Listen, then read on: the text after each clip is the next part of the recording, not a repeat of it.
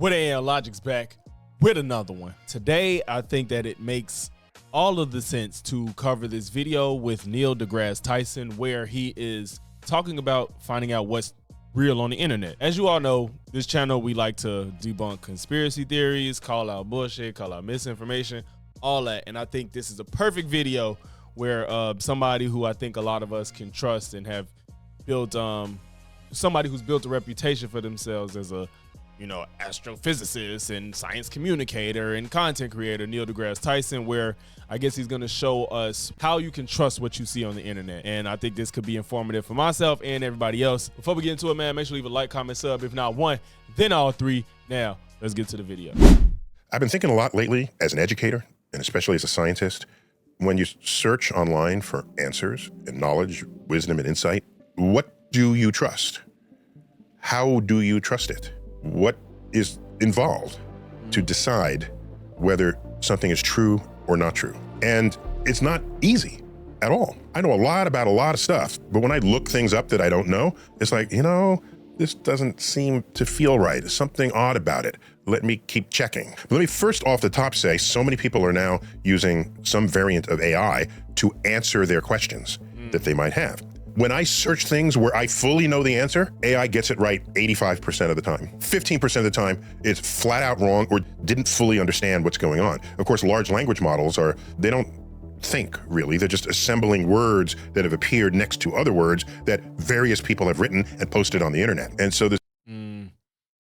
Yeah, I mean, I have seen ChatGPT be incorrect about things where I had to literally be like, why are you saying this? This is just totally incorrect. And yes, actually, you're right. I'm sorry. And it's at that point, it's how much do you trust it? But I think things Google and ChatGPT generally is going to give you a more often than not correct answer. Like you said, 85% of the time, it's compiled stuff. And that's why also when you use it, you should also ask for links and resources to wherever it got its information. So you want to, it's kind of like double checking. There's no guarantee that what people have posted is correct. What I encourage people to do is don't trust what the large language model AI is giving you. If it's worth its weight in salt, it'll give links to where it got that information. Just like the old days, when you did a search, you'd have a list of websites, and then you would click on the websites and assemble your own answer, which is what AI is doing for you now. So I don't rely on AI, just based on the errors I know it makes when I already know the answer to something. So what is objectively true really matters to everything I do, say, and think, and produce. And so I check things, double check them, triple check them, verify if my bias is influencing what I'm finding. Am I just choosing? That part. And that's the biggest problem people especially MAGA and flat earthers all have right now. They don't check their bias with what they're looking for. They probably go in asking the questions with a predetermined answer, and then the people that agree with them come up. They don't ask the questions in a way that's open for whatever the information you may receive is going to be. For example, I don't know this for a fact, but I feel like the way their brain works is they'll be like, oh, wasn't the attack on January 6th was an inside job for the Democrats, instead of being like, what happened on January 6th? You know what I'm saying? That's how they'll go into their search for information with their bias not checked. And then just go ignore everything that's against it. Be like, they're lying. As soon as they find something, they see, somebody said it. I agree. What I like versus what I don't like, all of that matters, which is why finding the truth is a hard thing. So in my experience, extracting that which is objectively true from the internet, I have found that websites that are .edu, which is typically a university or otherwise educational institution, that you are more likely to get correct information. So if it's not from those, I would put up a yellow flag. It's so funny. This is why I'm glad he did this video. But this is good and this is good. .edu, it's, if it's from a university, they're literally just doing research to gain information. And more often than not, you will hope, and usually it isn't. There isn't any political bias in it or anything like that, or trying to sell you on an ideology. It's just information that they've gathered. And the funny thing is, a lot of people on the right now, they don't believe in educational institutions. They don't trust education. So it's like this is actually a good way to know what's true or not. EDU places is probably not trying to sell you on some nonsense. But you got people on the right that don't trust education. So how about somebody's online and they're defending the actions of an industry in which they work? Yellow flag. Not a red flag. There are people who will just discount it just because the person's paid by the industry. Yeah, and that's what I hate too. They'd be like, I don't know. Oh, NASA's funded by the government. You can't trust them. And it's like, bro, wait, like what? You cannot just, everything is ran by money in a capitalist society. So like, let's not act like everybody's getting paid by somebody. It's somewhere, somehow. So stop acting like getting paid through something automatically means you can't trust it. That's just ridiculous. They could be telling you the truth. So it's a yellow flag. It means whatever they tell you, listen with caution, because they have a vested financial interest in having their view match that of the industry. So what's an example of this? We went through decades with the tobacco industry telling us there was nothing wrong with tobacco. Meanwhile, other sources of information said that there was. The industry is not always lying to you. You put up a yellow flag and then you look deeper to verify it or falsify it. Here's another case. Podcasts are everywhere. There's millions of them. Millions. Star Talk, just one of them. Some podcasts, the host just tries to get really cool people on. And in the interest of views, clickbait, public interest, they'll get someone with a kind of fringy view that's still kind of fun to listen to. Maybe someone got abducted by aliens. Look at the example you use. I'm like, Joe Rogan. You're listening to them. If the host has insufficient expertise to probe and to inquire and to criticize what they're listening to, yellow flag.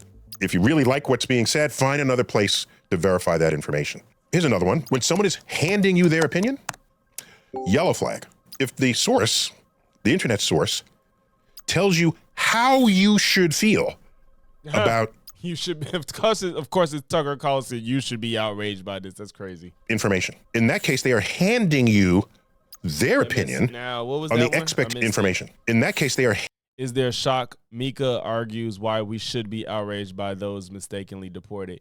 Yeah, I don't like that. You lose your credibility when you're telling people, you know, especially as a news outlet, like you should be mad. It's like, just get the information.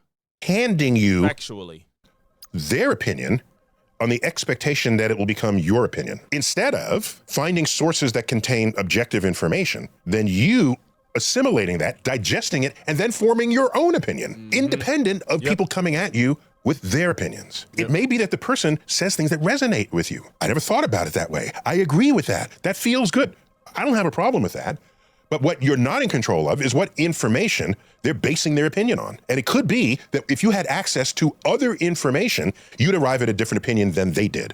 Yeah. The internet overflows with people handing you their opinions.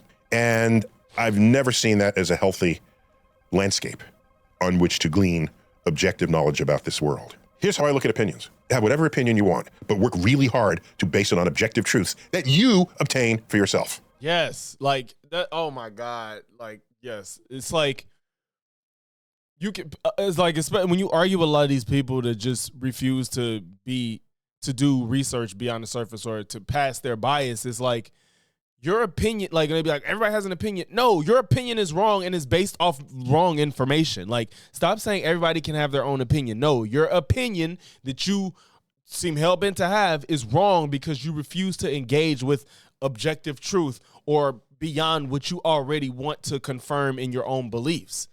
Let me throw out another. If there's content that has been lifted from its original source and reposted, there's a yellow flag. First, you don't know if it's out of context.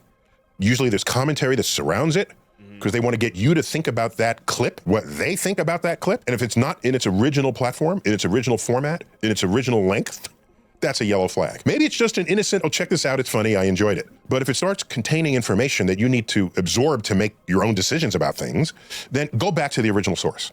I once gave it. Yeah, that's a fact. Like, that's exactly what recently just happened to Destiny, where everybody has been saying, like, oh, Destiny thinks that conservatives need to.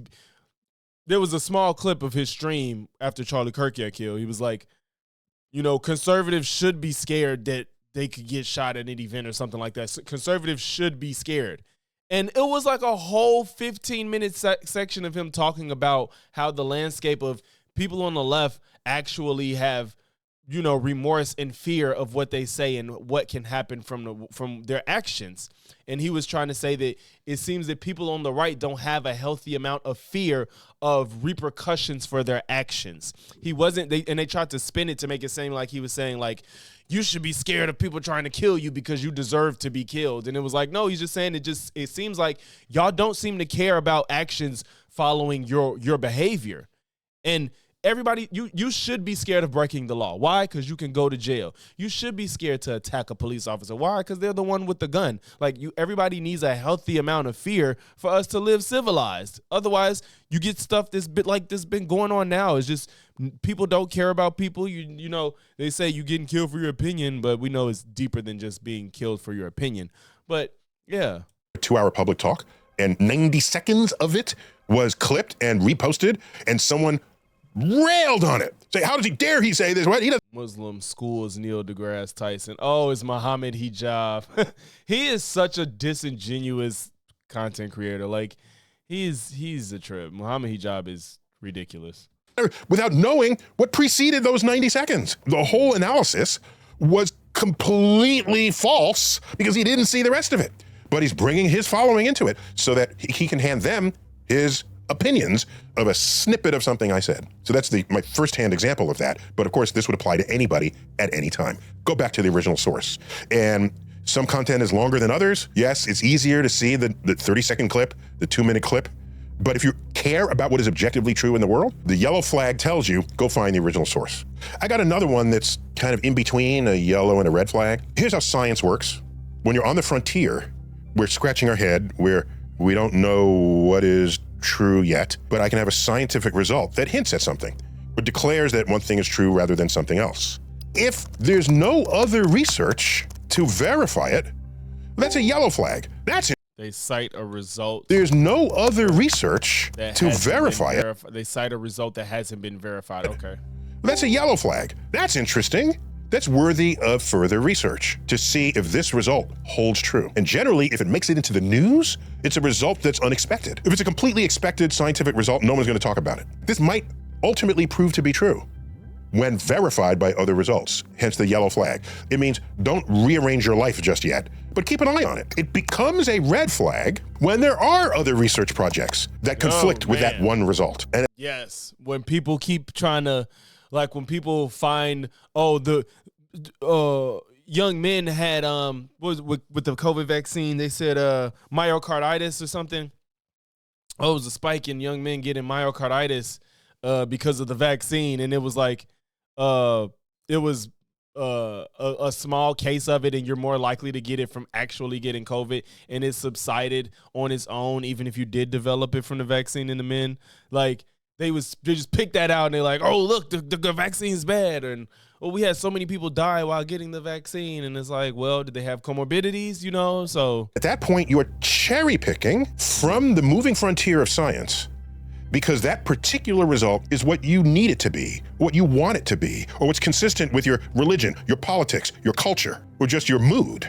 Some case studies of this: there was a research paper that suggested certain vaccines cause autism. Suggested it. That's an interesting result. Oh my gosh. That spawned a lot of other research to check that. And it has never been verified. And hundreds of papers have shown that it is a false correlation. And there is no cause and effect. But people looking for something to blame kept going back to that original research paper, cherry picking it from the frontier that had already achieved consensus and was moving on. That's an example. If someone has a video, and anywhere in that video, they mention conspiracy, red flag. It doesn't mean there's never been Candace, you hear that? Conspiracies in the history of the world. Of course there have been. I'm just saying the likelihood of something being true when someone needs the conspiracy for it to be true is very low. What all conspiracy theories have in common is that the person already knows the outcome, and they assemble the data trail until I wish he could have said names. I wish he could. Until the data do not agree with the outcome they seek. If it doesn't agree, they still have to gap that somehow. And the way to do that is to say, it's a cover-up. It's a conspiracy. We man, oh my God, this is so cathartic. Like, yes, it's just like with Candace, we see it right now. It's happening right now. Like, I have to. First of all, Charlie Kirk couldn't have just got killed by a disgruntled person in society. That's just not possible. So the conclusion is Charlie. It was a setup, right? It was a setup. So now, how can we make this setup that I said out of nowhere with no evidence? I have a conclusion. So now, what do I have to do to make this conclusion make sense? Conspiracy. TPUSA, oh, they didn't have the right type of security that day. Oh, man, they trying to get him. And Charlie was just talking. He was talking to people with Israel or whatever. And, so, yeah, it's a conspiracy. Let's put it all together. TPUSA, they were on the outs with Charlie currently. The security was bad, so TPUSA set it up. Yeah. But she started off with a conclusion. She didn't have evidence to arrive to him being taken out by TPUSA. That's exactly what he's saying. Like, the conclusion is there, and then you have to make it make sense. You don't just take evidence for what it is. Now you're talking about people wearing maroon shirts and stuff. Like, it's ridiculous. They're withholding this information. They're stopping you from knowing it. So invested were they in the outcome that they needed, that they wanted. They were in denial of the released data from the authorities that they said were hiding the data. And they just said, oh, this is just fake data because they don't really want you to know this result. Yes. Red flag, 100% of the cases. Do some more homework on this. A lot more homework. Red flag, if someone wants you to think that there's something wrong with mainstream thinking. Oh my God. And they alone have the answer. Since when did... Oh my God, yes. Like, when people act like mainstream equals bad, it's so annoying. Like, why are y'all saying that? It's almost as if they'll be like, yeah, it's good for you to eat apples. That's what the mainstream wants you to think. You shouldn't eat apples because it's got food dye on it. All that crap. It's just like, all right, bro. Like, everything that's mainstream don't have to necessarily be bad. Mainstream become a bad word. When Einstein published the theories of relativity, mainstream physics was like classical physics. Quantum physics comes around, relativity comes around. It is not mainstream. It was published in peer-reviewed journals, and it transformed physics. The difference is all of classical physics is still correct in the regimes over which it was tested. And relativity and quantum physics absorbed classical physics within them. Point is, if someone gets on social media or anywhere on the internet and says, mainstream is wrong, and they're suppressing my view, which is correct. Oh, we just saw that with Lily too. Like, if you're still on YouTube, she's like, if you're still on YouTube and you're not demonetized or kicked off, you're probably lying. The people that tell the truth are the ones that get demonetized, like me and Myron. Like, it's like, all right, so everybody else on earth is wrong. Y'all right. Like, Lily, you're not that big of a name on YouTube in the grand scheme. You have a lot of subs, but in the grand scheme of YouTube, you are not that big. Red flag, pure and simple. Red flag. Mainstream is not your enemy. Just a couple more. Thanks for hanging with me here. Right. Anytime someone indicts an entire demographic, red flag. They say, man, like Myron, like, oh, it's the Jews, it's the blacks. Nick Fuentes, it's the blacks, it's the Jews. It's, oh my God. Or it's women, Pearl, it's all women. Like, yes. The Jews, the gays, the blacks. If you hear that out of anybody's mouth, yep. Red flag. They want to declare they know everything they need to know about you without actually having a conversation with you. That takes effort, by the way, to learn who people are. To learn the nuances that distinguish one person from another, one person's thoughts, behaviors, actions, motivations from another. One of the greatest travesties of what it is to be human is to tribalize in that way. Generally, if someone feels comfortable categorizing demographics in that way, it means they don't know many people from that demographic. That's really all that means. You've led an isolated life. For the same reason, if someone lumps an entire industry together and indicts them for any reason at all, that should be a red flag, especially huge industries where there might be some companies within there that have a moral code that distinguishes them from others. Surely you've heard people say, I hate big pharma. Like, really? You just want to put them all together as one? If they don't take some type of medicine for something at some point. Like, you done took a Tylenol before. You done took something because your stomach been upset. Like, that big pharma stuff be so annoying. I'm like, can y'all stop acting like life would be so much better if we didn't have medicine? Like, you wouldn't live to 50 without medicine. Like, stop it. monolith. By lumping them together, you are denying that possibility within a huge range of business practices. It doesn't mean there isn't a practice that they're all doing that you indict, but to indict all practices of all companies that are part of a sector, that should just simply be a red flag. It is way too easy to just lump everybody together and declare that you understand who and what they are. Someone posts a video, there's less of this out there, but just there's less of it. Someone says that they've discovered some process, phenomenon, material that defies the known laws of physics. Red flag. Do I need to go further on this one? One more to round out an even dozen. Somebody tells you they invented something that will render an entire industry obsolete and that you better buy it now, otherwise that industry is going to close down their channel. Red flag. He just Baker's dozen. If someone says they've met the aliens, red flag. Hold them to a higher standard than just their eyewitness testimony. Hold them to a higher standard than fuzzy video taken in Twilight. Hold them to a higher standard. Again, we're after objective truths here. And in that higher standard, have them bring forth the alien of which they speak. It's tough today because AI can just create that in a video. So meet me in Times Square or in Speaker's Corner or in Venice Beach with the alien at this time, and we can all look at your alien. That's how you establish objective truths. That's my Baker's dozen list of cautions as you proceed to establish that which is objectively true, supported by evidence, and that which is not. And this has been another, what's up with that? Trying to cope with the modern ocean of information that's out there. Until next time, keep looking up. Man, I enjoyed that. I know it ain't a typical video where we get to scream at somebody being stupid, but I think it only makes sense to look at somebody that's, actually trying to have the truth out there. So I enjoyed that video a lot. I hope y'all did too, man. If you made it to this point in the video, make sure to leave a like, comment, sub. If not one, then all three. And I'm going to catch y'all in the next one. Peace.